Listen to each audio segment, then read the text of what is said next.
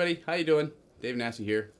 We're rocking out. I know this is going to be a good video because Miles came over. All right, everybody, so we're going to have a good time today with our Inspired by lesson. We're going to be detuned. We're going to focus on a classic rock band and some good sounds, but we're going to spin it a little bit in a way that we can be inspired and do it completely different than they have. So, hey, everybody, how you doing? Alrighty, so here is the best part. See that link below in that YouTube text box? All you got to do is click on that link and you're going to get some cool stuff. What are you going to get? You're going to get a free lesson, not available on YouTube, and you get a cool coinciding ebook, and it's all free, and all you do is you just click on that link. So go ahead and do that real quick and come on back and check out the video for it. So the first thing that we're going to think about being detuned, of course, is our chords that we're going to play. So a lot of this is going to work off of an E minor, but when I do this E minor, look at how I'm fretting this. I've got all the low strings, and I'm detuned. So as I strum through this, we're going to voice our E that way, we're going to do our G this way. Now, by playing it this way, we kind of add some extra notes into it. We make it a little bit of a major 7, but my G's here on the bottom. My first finger is going to be getting the D. My pinky is going to grab the 9 or the A, and I'm going to grab this note.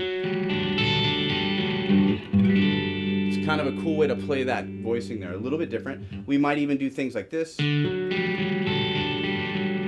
And that adds a little bit of dissonance and suspension to the chord, but it's going to be really cool when we go to our D, and we're going to focus off of that. That'll be really fun. We're going to put in some licks, double stops, and things of that nature out of major pentatonic.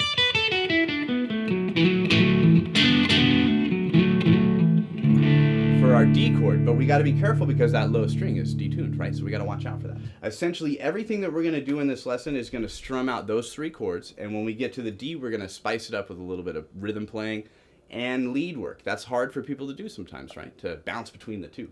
So the double stops that I'm going to create in this position are going to be here. Now I'm going to turn my body just so you can kind of see how the fingers are arched and really where my pick attack is. Because as I strum the 4th and 3rd string, I'm hammering just on that 4th string only. I jump up. Same thing. You've seen double stops, of course, on the website. Maybe some sliding of those double stops, but they're so great when used in the right context. So let's just take it from the G.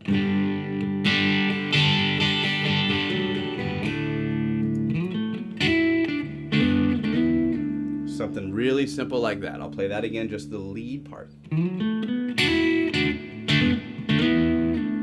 you can see I kind of slid in from my E to my F sharp. But you think of that as all one motion and all one momentum.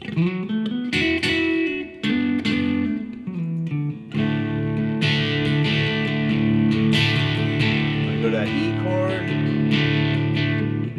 Maybe I'll put in some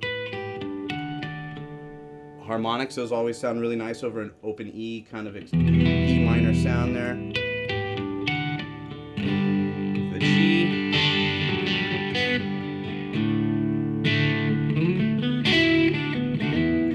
And you're getting the feel there, trying to keep it all the same. Now, every time you go back, you know, you might want to play around with that a little bit differently. You know, thinking primarily a lot of double stops.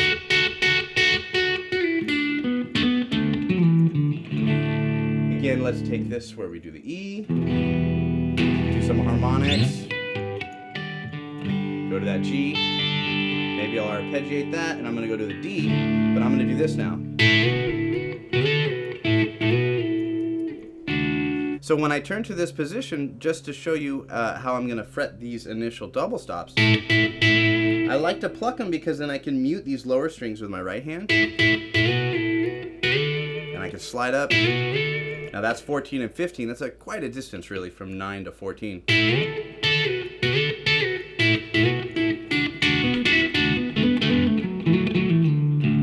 Now all of these things are ultimately outlining chords and different voicings of chords as we go through them. And you know, you could do the classic,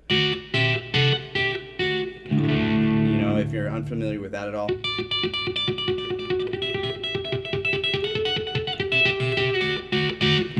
That'll sound really cool as an overall embellishment. But now if you want to jam it out a little bit more,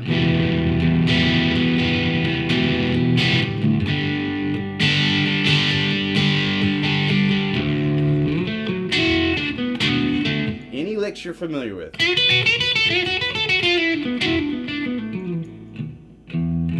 Woo, almost missed that detuned E, everybody. But you can see there, that's the spirit of what we're going for here. Sometimes when you're learning how to jam and do rhythm and play a little bit of lead with everything, you got to have something that's familiar, that's in your head, that almost you can hear the lyric go by sometimes, or play off of some of the initial sounds and or lick ideas that are in the song.